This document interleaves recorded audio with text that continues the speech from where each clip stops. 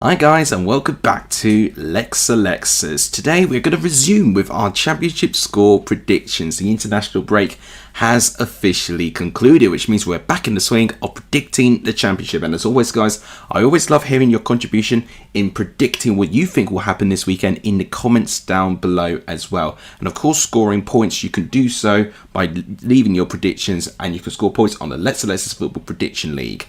There will be an update coming very soon regarding that. Regarding last year's Prediction League, I know I won it, but the 3 viewers that did the best, or at least chased me all the way, Honeygun, GHGN and Ethan Hill Football, I will be contacting you later this week to organise a prize for that. Major apologies for the delay. I will make sure I get that sorted ASAP. But for today, we've got 12 major games that we're going to predict. Some real exciting games that I cannot wait to predict. Obviously, in a video I did a couple of days ago, I did predict what the next 5 game weeks will be. I have had some reservations in terms of this week's predictions. It will only be because my opinion would have slightly changed looking into the form book and doing a little bit more research into these sides. So I'm going to give it a go, and hopefully I can score some decent points this weekend. If you guys always see, please smash the like button. It really does help the growth of this channel. If we can get to 40 likes, that'd be absolutely appreciated. The subscriber getting the shout out today is Sour Plays. Thank you for recently subscribing to the channel, my man. If you do subscribe to the channel, any of you watching, it will be likely that your name will be read out in my next video. And if you could share the video too, that also really helps too. Without any further ado, let's start predicting week 5.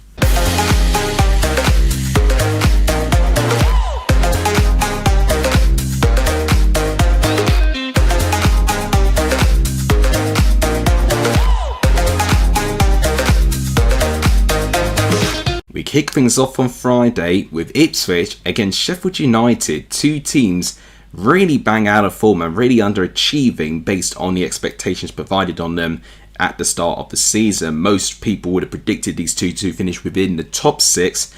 They are currently occupying the bottom 6 in the championship at this moment of time. Ipswich have picked up 3 points out of a possible 12. It's not great whatsoever. They're still looking for their first win, and out of their recent performances, it looks to me that passing the ball seems okay. They are quite fluid, but the attacking line is certainly not clicking into gear, and that is certainly an issue of just trying to be versatile enough to break teams down, and they really struggled with that against Derby County. They really made it difficult. Sheffield United, they've got problems all over the pitch really. Their whole squad is disjointed. It's under a new manager with new regime, new ideas, and certainly Sheffield United have added some quality into their squad with some deadline day signings. I felt a little bit late into the window. Ipswich also have added some very notable additions to their squad later on in the transfer window as well. So it is a very good chance that we still will have a couple of game weeks until we start seeing all of the championship teams' potential. But I think certainly here, with now having a brief pause in football, it's going to be a good idea to see how important squad depth is going to be, and I think certainly the team with the strongest depth is going to have the advantage in those run of games. As a prediction here, the signs are telling me that Ipswich could win this one and get their first win, but I've just been so unconvinced. Even if they have been quite tidy on the ball, they are not as anywhere near free scoring as they have been, and it makes sense because majority of that promotion winning squad have now left the club and it's an entirely new squad. Sheffield United themselves have only scored 1 championship goal so far this season, so I'm not really excited with them whatsoever. But I'm going to go for a draw between the two. I'm going to go for a 1-1 draw. I'm not convinced by both. What that means is that Ipswich remain winless, but Sheffield United get their first point on the board. Let me know what you think in the comments. To start off the Saturday early kickoffs, we have a London derby, Charlton versus Millwall.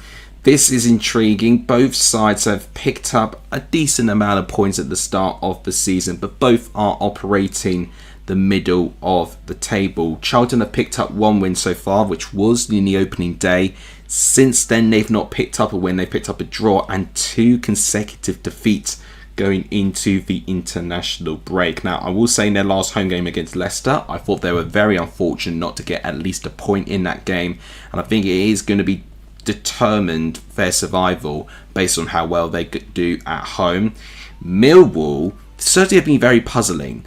At home, they've been below par. They really have not been good at the Den at all in terms of their league games. The only game they've actually picked up in terms of a win at the Den has actually been their Carabao Cup win over Coventry, who they have to play actually quite soon.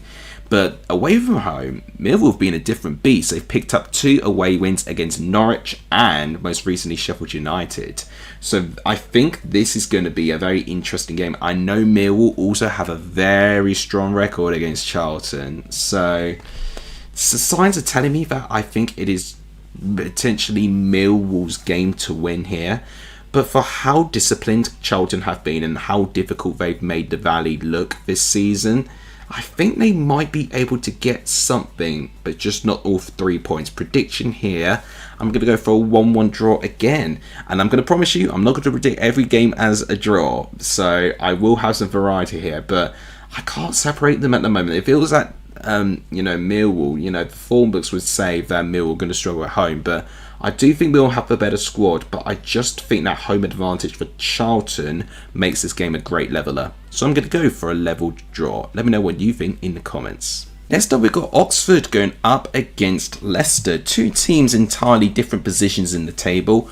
Oxford's also still looking for their first win of the season. They're one of very few teams actually still looking for their first win. Now, I will say in their last performance before the international break, I thought I did see encouraging signs in their performance at the Kassam Stadium against Coventry. They fought back and managed to earn a draw. I thought some brilliant individual quality again from Cameron Brannigan. I would almost question where Oxford would be without his ability to turn a dead ball situation into a highly threatening chance for Oxford. So again, some really, really good individual performances for that game, but still no wins. And Leicester have managed to pick up 3 wins. Now, not necessarily playing at their best, but I did think last game before the international break, we did see the quality of Leicester's front line really setting them apart from most of the Championship sides. They beat a really, really promising Birmingham side, which I will probably acknowledge in my prediction later, that Birmingham are still looking to click properly and to gain to full strength. But I do think Leicester, whilst I don't think the balance is quite right just yet, what we are seeing is some fantastic quality going forward. And special shout out especially goes to Jeremy Monga and Fatawu. Those 2 to me have really been standouts so far for Leicester's season. I think here we're going to see that again, but this could be a similar game to the Charlton game where Leicester have to ride a storm a little bit, because their goalkeeper made so many saves in that Charlton game.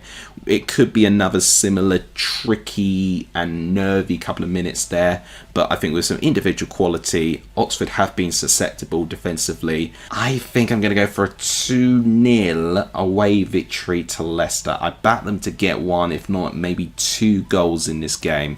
And I think what we will see, again to reiterate, is just the attacking quality of their forward line taking the win for them. So yeah, I'm going to go for a Leicester win. Now next up, we have Preston going up against Middlesbrough. 2 teams definitely exceeding my expectations at the start of the season.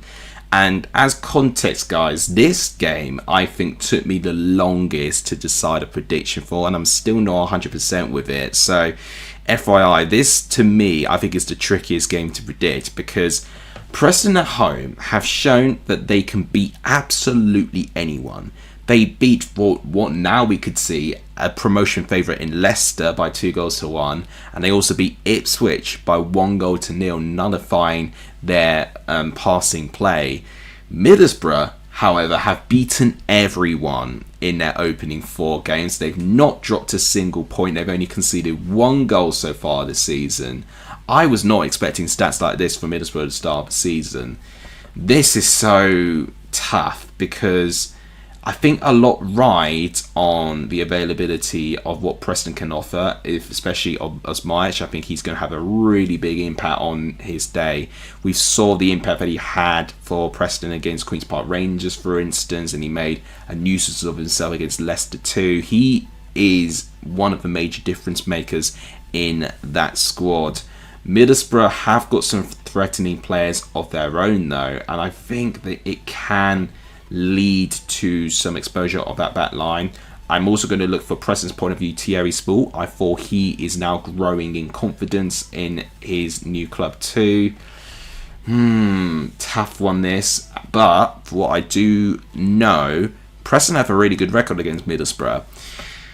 And it might sound really crazy for me to say, and it certainly wouldn't agree with what I did in my predicting 5 games 2 days ago, but I'm going to go, actually, this may surprise you, a 2-1 win to Preston. I think their home form has shown that they are capable of beating anyone, and I think we are going to really see that to being put to the test this time. And I think whilst Middlesbrough started really, really well, I just don't see them staying flawless, for the whole entire season. I think something will get in their way. And I think something like a Preston, who have proven to have a couple of upsets already this season, I think they will be the team that disrupts that form. Oh my goodness, what a game this is. Okay, Coventry versus Norwich. 2 teams that have had somewhat decent starts overall. I mean, especially more for Coventry. They typically don't start seasons well, but this is certainly the best start I have seen Coventry have since being promoted from League One 4 or 5 seasons ago now.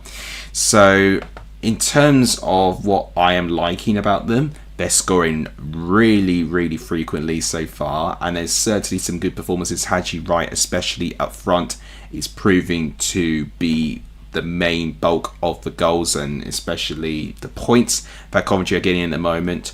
Norwich have had a record in the middle for this season. 2 away wins in a row, and I cannot ignore that. 2 brilliant away wins as well. So especially the one against Blackburn, very professional performance.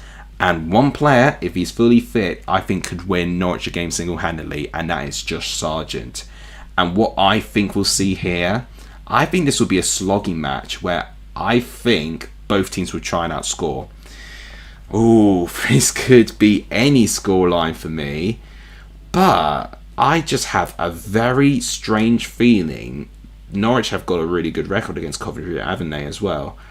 I think Norwich will continue their good away form, and it will be shocking for me to not back Coventry based on how well they started the season, but I did feel that there was some fragilities, especially in their second half performance against Oxford last time around. And I think Norwich are going to be a bit more ruthless going forward, and they will take more of their chances. And I think Coventry defensively, whilst they have added quality, the likes of Wolfenden in, I think it will get some time before those signings do settle and integrate properly there.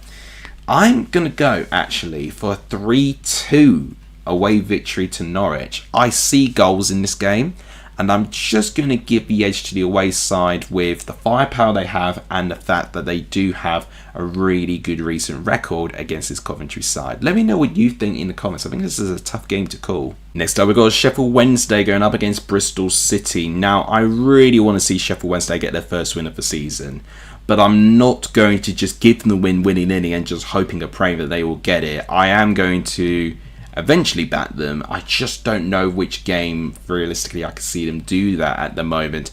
Whilst they're at home, I think it is more likely they will pick up their first win at home.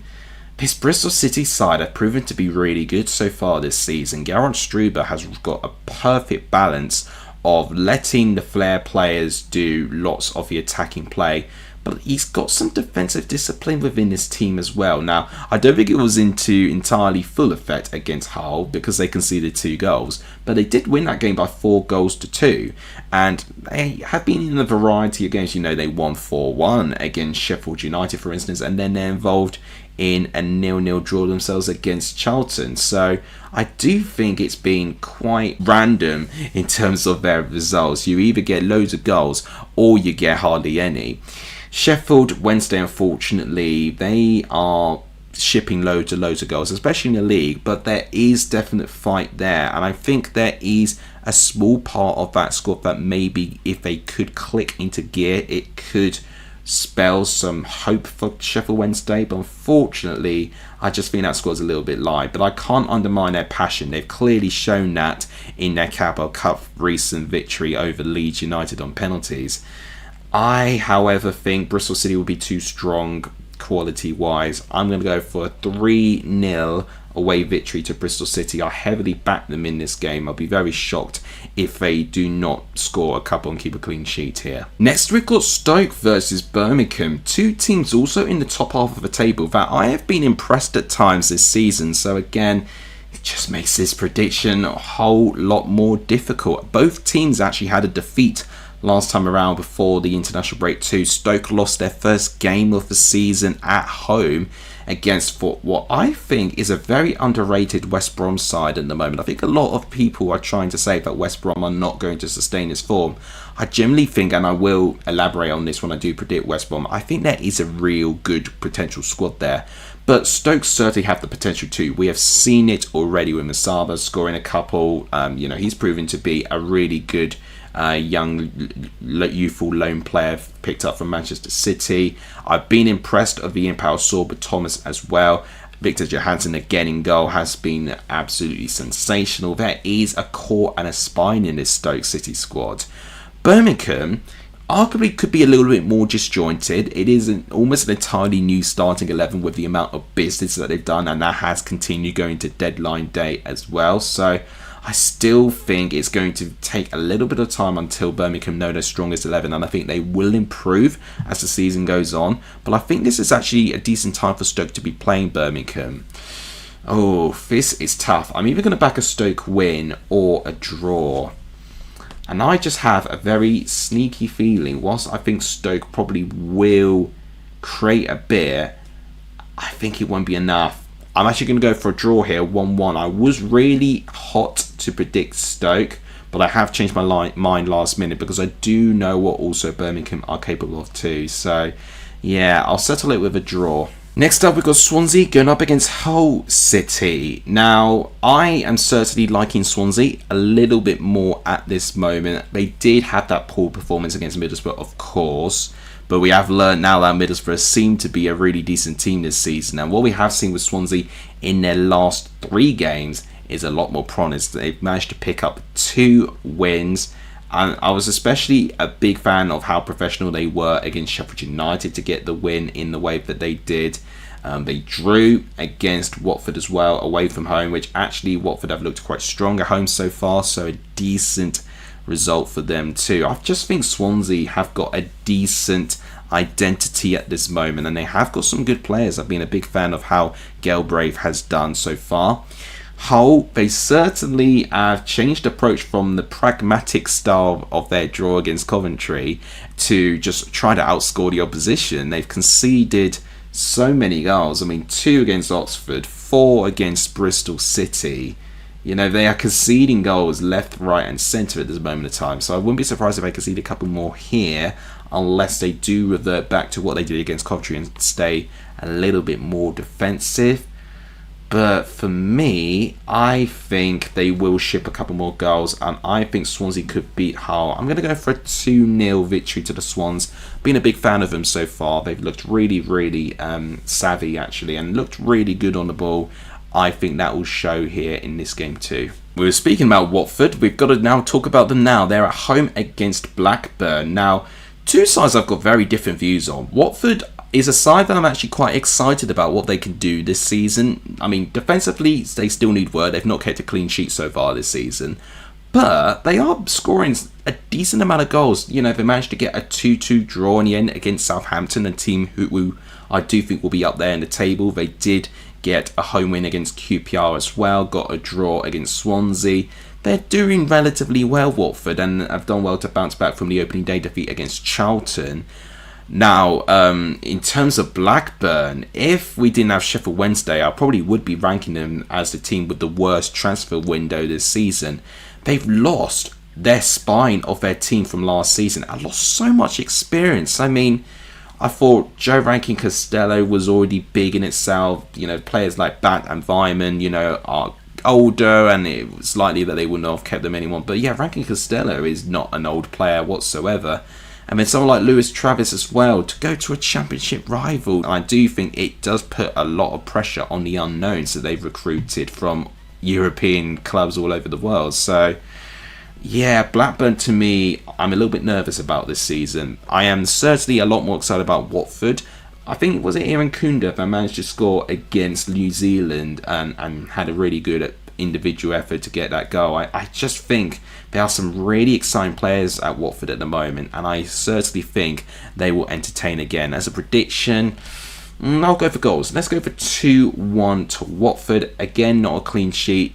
Blackburn haven't scored many goals this season, apart from the game against Hull where they managed to put 3 across. Their other 3 games, they've barely had a sniff, so I will back them to get 1 goal at least here, because I don't think Watford are that strong defensively. Let me know what you think in the comments. Next up, we have got West Brom versus Derby. Now, these two sides have actually met already. You may remember they did play against each other in the Carabao Cup.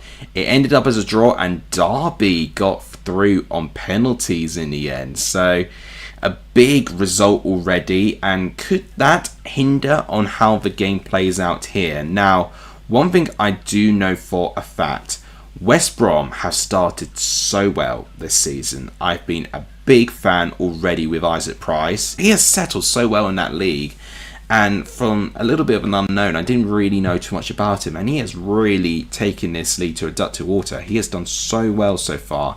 I think if he does feature here, he will play a very important part, and defensively as well. I thought Nat Phillips is doing really, really well at this moment of time. Derby are in a unique position. So Derby have only picked up 2 points so far. They're also looking for their first win, but they have been decimated by injuries at the start of the season. I think now we are going to start seeing those players start slowly but surely starting to come back, probably not playing the full 90 minutes. And I think give it time, maybe near the end of this phase of weeks before the international break, we will start to see Derby improve. Here, I do think against Ipswich, they got the game plan spot on. I mean, the game plan was to keep the ball outside of the pitch as much as possible. And they might do something similar here against West Brom, since they're going to be very confident. And I think for the fact that Derby have actually got a very good record, I think, against West Brom, I'm actually going to go for a draw. And I'll go for a repeat of the Carabao Cup. I'm going to go for a 1-1 draw, actually. I would not be surprised to see if Carlton Morris scores. He's done so well so far for Derby, so I think he could be on the score sheet again.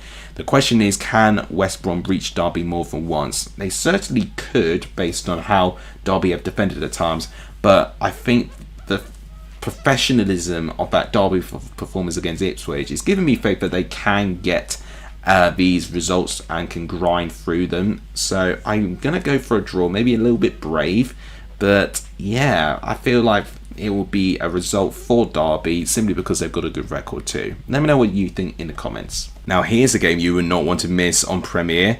Wrexham versus Queen's Park Rangers. Get your popcorn out, because I think this is going to be a very entertaining and dramatic game. Wrexham and Queen's Park Rangers picked up brilliant results just before the international break, both winning by a 2-goal margin. Wrexham, of course, beating Millwall by 2-0 and keeping a clean sheet, and certainly Kiefer Moore showing how important he is to that attacking play in that squad. With Queen's Park Rangers, Richard Kone is officially off the mark. He's doing really, really well as well. So there are some really exciting things going forward with these two sides.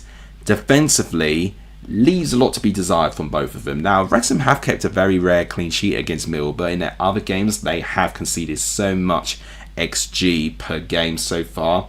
And of course, we're talking about a Queen's Park Rangers side, their opponents who've conceded 7 in one game against Coventry. So I think both attacks are on it, but I think both defenders are not on it at this moment of time. So I think we'll get goals.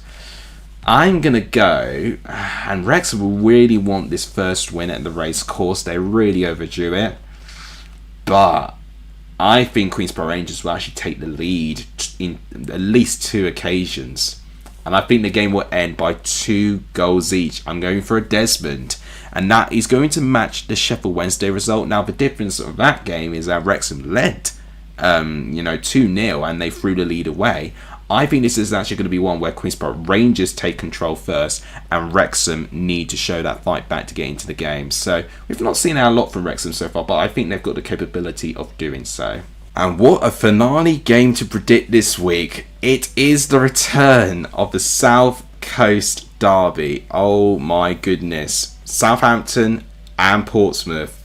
They've not played in a competitive game since 2012. So this is 13 years in the making, this competitive reunion between these two local sides. They have met at least in one occasion, I think, a Carabao Cup game. That itself could have been 5 or 6 years ago now. But competitively, as I said, first time in 12 years. And so much has changed. You know, this is a Southampton side at the time, gunning for promotion, and I think they did get that promotion in that season as well, or at least the season after that. Portsmouth at the time were really struggling and really doubting their abilities to survive long term as a football club. So definitely different now. Southampton probably similarly wanting promotion, but not looking as strong as they were, and Portsmouth looking way more established, and Portsmouth are above Southampton as we speak going into this weekend. But Southampton know if they could beat Portsmouth here, they can overtake them. So there is an incentive for both teams to do well in this game here. Southampton, I don't think have clicked into gear yet, but that has been a common theme of the recently relegated sides from the Premier League. I think most of them have had investments quite late on into the window, and naturally it is meaning that the squads are not going to gel straight away, and I think it will take a couple of games before we do that. And I think it's a good time for Portsmouth to play Southampton. Southampton have already lost a home game this season against Stoke City, so they are looking quite vulnerable.